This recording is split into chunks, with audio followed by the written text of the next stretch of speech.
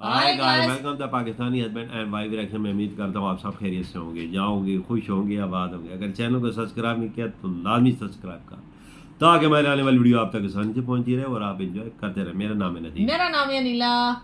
एक वीडियो आई है भाई, बांग्लादेश को भारत ने दिया 6,600 करोड़ का झटका। अच्छा, वो कैसे? देखते हैं भाई, वीडियो वाच करते हैं कि इंडिया ने कैसे बांग्लादेश को झटका दे दिया है। चले देखते हैं, पता चलेगा। हाँ ना, काउंटडाउन करते हैं 1 2 3 स्टार्ट। बांग्लादेश ने $800 मिलियन अडानी ग्रुप के यानी कि इंडिया के $800 मिलियन देने, जो कि उन्होंने उनसे इलेक्ट्रिसिटी ली थी। भारत की ये हरकत भी समझ आती है, क्योंकि वो तो पैटर्न इन चीफ था ना, ये सीना वाजिदिया। जब हालात पूरी तरह से काबू से बाहर हो गए हैं तो अब मिन्नत तरला मोदी का किया जा रहा है। इज्जत देखे हिंदुस्तान की, और हिंदुस्तान के प्राइम मिनिस्टर की इज्जत देखे कि यूक्रेन पे बमबारी बंद कर दी रशिया ने, और यूक्रेन ने रशिया के ऊपर जब तक हिंदुस्तान के प्राइम मिनिस्टर के कदम उनके मुल्क में रहे, उधर बमबारी बिल्कुल नहीं हुई। इसे इज्जत कहते हैं। अगर पुतिन कल बम मार दे कीव के अंदर, it is not India's problem, we don't care. हाँ, थोड़ी बहुत चीजें जो हम यूक्रेन से ले रहे हैं वो हम कहीं और से ले रहे हैं, पैसे की कमी है नहीं हमारे पास। सबसे बड़ी पहली मुश्किल तो वो इंडिया से इलेक्ट्रिसिटी ले रहे थे,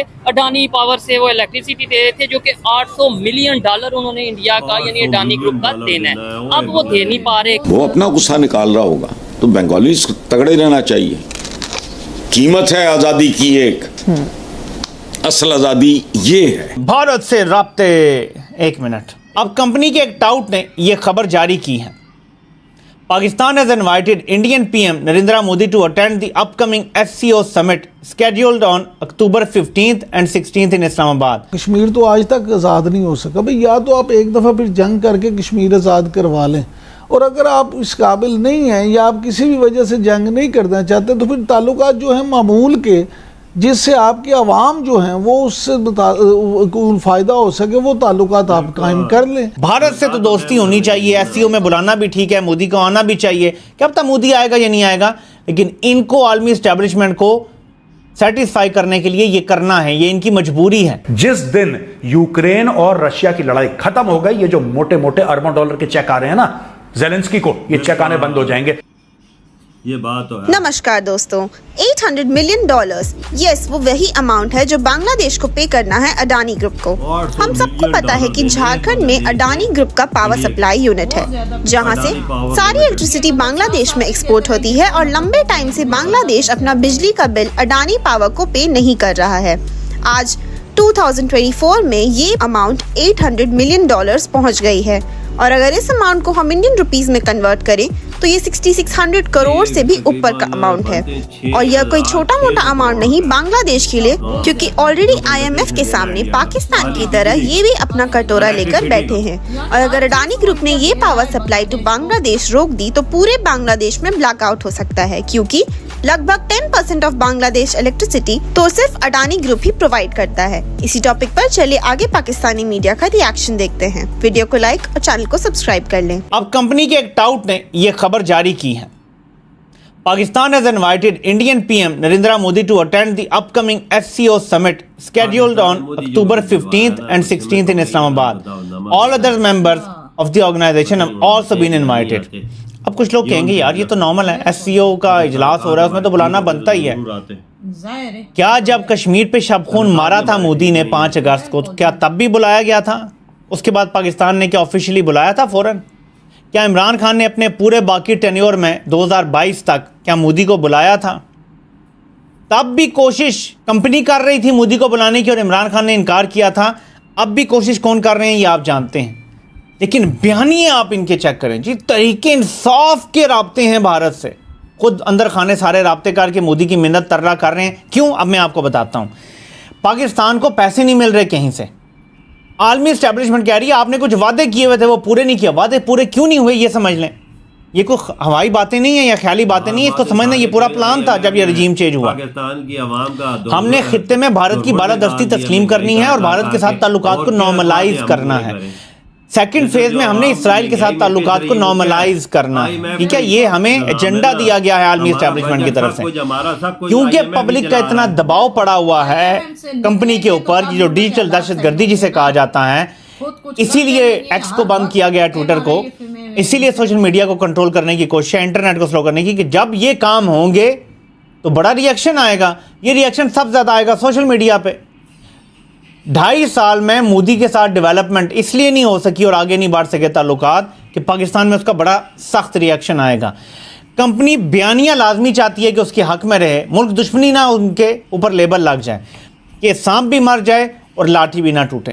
اس کے لیے بیسٹ فرنٹ مین شریف خاندان ہے. نواز شریف خاندان. شہباز شریف اگر مودی سے تعلقات بناتا ہے, کل کو شہباز کی حکومت چلی گئی تو پھر کمپنی بیانیہ بنا دے گی کہ شریف خاندان تو تھا ہی ایسا, مودی کا یار تھا. ٹھیک ہے, تو کمپنی کی کوشش ہے, لیکن پھر بھی حالات ایسے ہیں, اتنی وولٹائل سچویشن ہے پاکستان میں, یہ پنگا لینا آسان نہیں ہے. اس لیے یہ 2-2.5 سال نہیں کر سکے.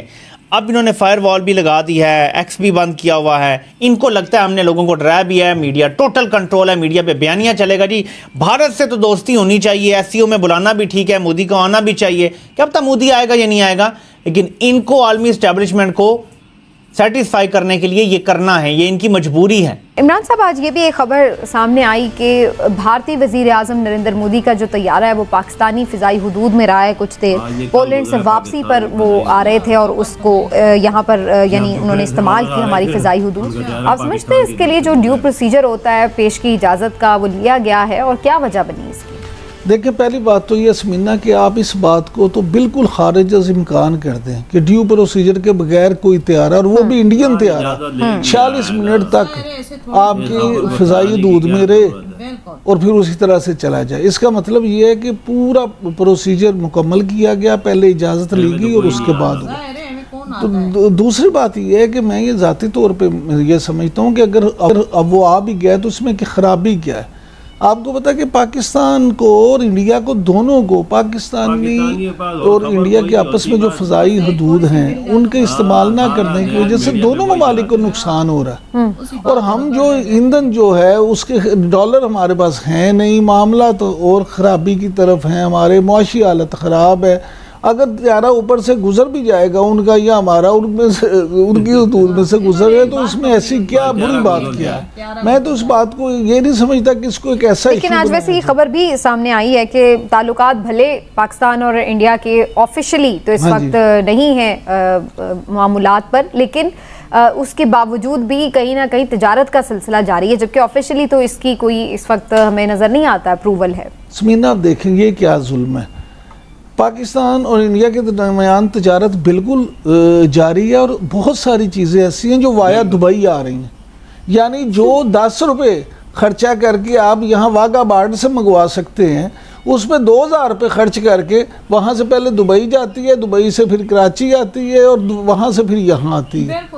اب اس سے بڑی بیوقوفی کیا ہو سکتی ہے؟ پھر ہم مہنگائی کا رونا روتے ہیں. تو دیکھیں, انڈیا کے ساتھ ہمارے جو اختلافات ہیں بالکل وہ اپنی جگہ لیکن اگر آپ ایک چیز دائیں ہاتھ سے کان پکڑ سکتے ہیں تو آپ نے اوپر سے آگے بائیں ہاتھ سے ضرور پکڑنا. آپ سیدھے طریقے سے وہ کام تو آپ کا خیال ہے کہ انڈیا کے ساتھ تجارتی روابط بحال ہونے چاہیے؟ میں ذاتی طور پہ سمجھتا ہوں کہ اصولی اختلافات اپنی جگہ, لیکن ہمسایوں کے ساتھ تعلقات صرف انڈیا کی بات نہیں ہے. انڈیا ہو, ایران ہو, افغانستان ہو, چین ہو, یہ جو آپ کے ہمسائے ہیں, ترکی, ان کے ساتھ آپ کے روابط بالکل بہتر, ان کے ساتھ تعلقات بھی ہونے چاہیے, تجارت بھی ہونی چاہیے. اس طرح کی چیزیں کرنے کا مقصد تو یہی ہوتا ہے. ہماری ویڈیو ختم. دیکھا ہے بھائی؟ بالکل جی دیکھا ہے. یار پاکستان کے بھی حالات تو ٹھیک نہیں ہیں. بالکل پاکستان کے ادھر بنگلہ دیش نے بھی پیسے دینے انڈیا کے الیکٹرکسٹی کے, دیکھا جائے 6600 کروڑ روپے دینا ہے. اتنے زیادہ دینے ہیں؟ ہاں, خالص صرف الیکٹرکسٹی کے. اچھا, انڈیا سب کچھ ہیلپ بھی کرتا ہے, بنگلہ دیش پھر بھی آنکھیں دکھا رہا ہے. یہ غلط چیز ہے. غالب آپ بھائی ہر چیز پہ انڈیپینڈنٹ ہے. انڈیا پہ پھر آپ کو کس چیز کی وہ کیا بولتے ہیں بدماشی کرنے کی کیا ضرورت ہے؟ انڈیا سے کر سکتے ہو تم, انڈیا سے اکڑ دکھا سکتے ہو تم انڈیا سے. یہ تو کوئی بندہ کوئی کنٹری نہیں کر سکتا نا, کیونکہ انڈیا ساتھ ہیلپ بھی کر رہا ہو, سب کچھ کر رہا ہو, ہر چیز دے رہا ہو, تو پھر بھی اکڑ دکھاؤ. بالکل یہ غلط چیز ہے. جو اکڑ دکھاتا ہے نا وہ خود ہی مٹی میں مل جاتا ہے, جیسے پاکستان مٹا ہوا ہے. اور دوسری بات, جو پاکستان میں حالات چاہ رہے ہیں, پاکستانی بول رہے ہیں کہ تجارت ہونی چاہیے, یہ پاکستانی نے خود تجارت بند کی تھی. بالکل غلط چیز ہے نا, یہ نہیں کرنی چاہیے. حالانکہ پاکستان اس کے انڈیا کے ساتھ زیادہ سے زیادہ تعلقات اچھے رکھنے چاہیے تھے. ان کو پتہ ہے کہ انڈیا کے حالات बहुत अच्छे हैं, वो हेल्प करने वाला मुल्क है,